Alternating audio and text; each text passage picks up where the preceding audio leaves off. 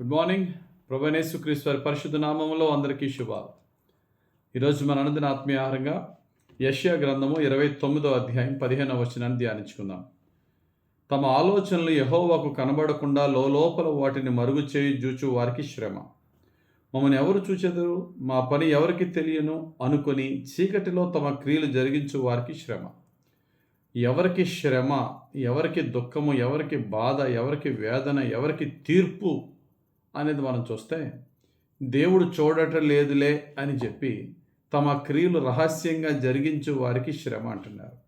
ఇక్కడ లోపల వాటిని మరుగు చేయజూచువారు.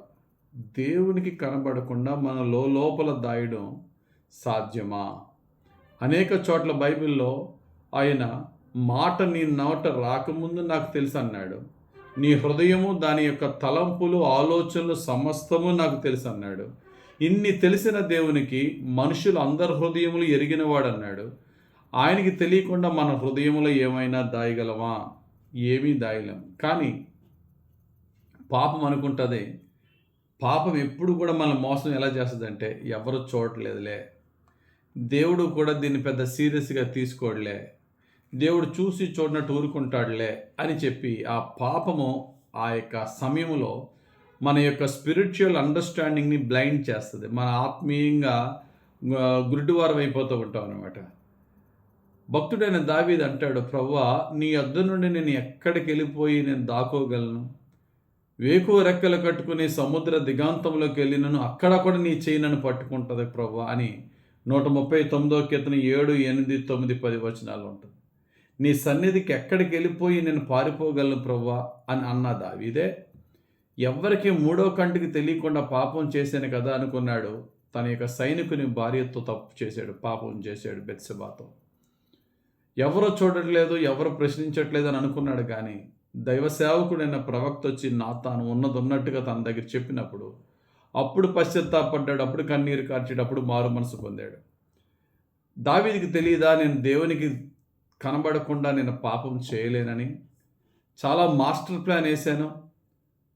తన ఎవరినైతే పాడు చేశాడో ఆ వ్యక్తి ప్రెగ్నెంట్ అని తెలిసిన తర్వాత తన భర్తను యుద్ధంలోంచి రప్పించి కూడా ఇంట్లో ఉంచి ఆ నింద పోయేలా చేశాను. రకరకాలుగా మాస్టర్ ప్లాన్ వేస్తున్నాను. కానీ ఇదంతా కూడా నా జ్ఞానమంతా దేవుని దృష్టిలో వెర్రితనం అని దావీదుకి తెలీదా? ఆయనకి అన్నీ తెలుసు. కానీ పాపం ఏం చేస్తుంది? ఆయన్ని సైతము గురుడివానిగా చేసింది. యోనా భక్తునికి తెలీదా దేవునికి విరోధంగా నేను దేవునికి దూరంగా పారిపోలేనని? దేవుడు యోనాని నినివే పట్టణానికి వెళ్ళమంటే తర్షీషుకి వెళ్ళేటప్పుడు ఏమనుకున్నాడట? యోనా గ్రంథం 1వ అధ్యాయం 3వ వచనం, అయితే యెహోవా సన్నిధి నుండి తర్షీషు పట్టణమునకు పారిపోవలెనని అనే మాట ఉంటుంది. దేవుని నుండి దూరంగా పారిపోగలమా? ఎక్కడికన్నా పారిపోయి దేవుని కనబడకుండా దాకోగలమా?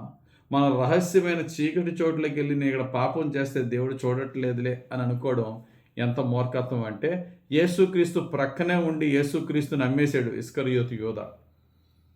యేసుక్రీస్తు ప్రక్కనే ఉండి ఆ డబ్బు సంచిలో మొత్తం అంతా దొంగిలిస్తున్నాడు ఇస్కరియోతు యోధ.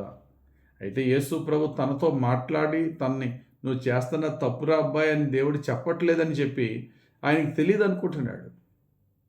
అందుకనే చివరిలో ఆ యొక్క ప్రభురాత్రి భోజనం చివరి బల్ల ఆరాధన మనం చేస్తాం కదా, హోలీ కమ్యూనియన్. యేసుక్రీస్తు ప్రభు చివరిగా రొట్టెను ద్రాక్ష రసాన్ని తన దేహానికి రక్తానికి సాదృశ్యంగా తన యొక్క శిష్యులకి ఇచ్చినప్పుడు ఈ ఇస్కరియోతు యోధాకి ఒక మొక్క రొట్టెను ఇచ్చి అతను తన మాట ఏంటో తెలుసా? నువ్వు ఏం చేద్దాం అనుకుంటున్నావు త్వరగా చేయన్నాడు. ఆల్రెడీ నువ్వు ఏం ప్లాన్ చేస్తున్నావు నాకు తెలుసయ్యా.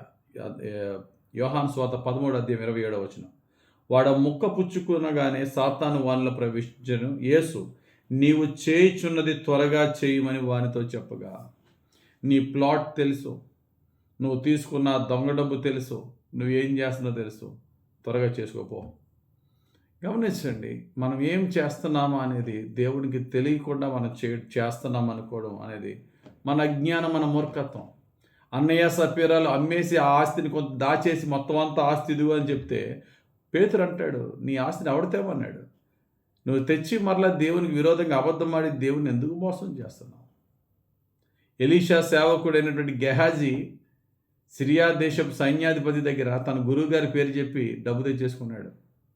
ఆ గిఫ్ట్స్.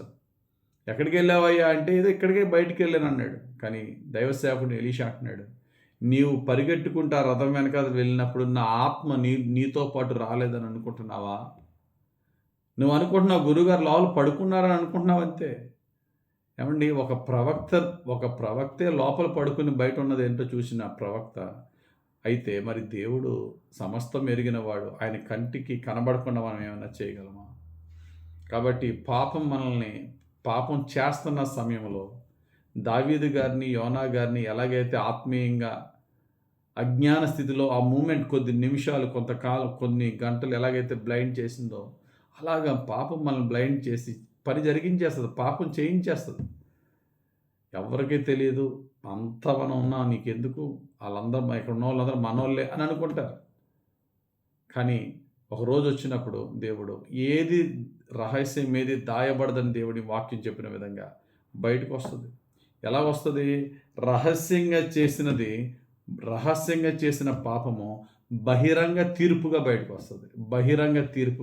వస్తుంది. కాబట్టి ఈరోజు దేవుడు మనకి ఇస్తున్న వాక్యం ఏంటంటే అందరూ నాకు అనుకూలంగా ఉన్నారు, నేను ఏమి చేసినా చెల్లుతుంది అని తప్పు చేయడానికి ప్రయత్నించొద్దు.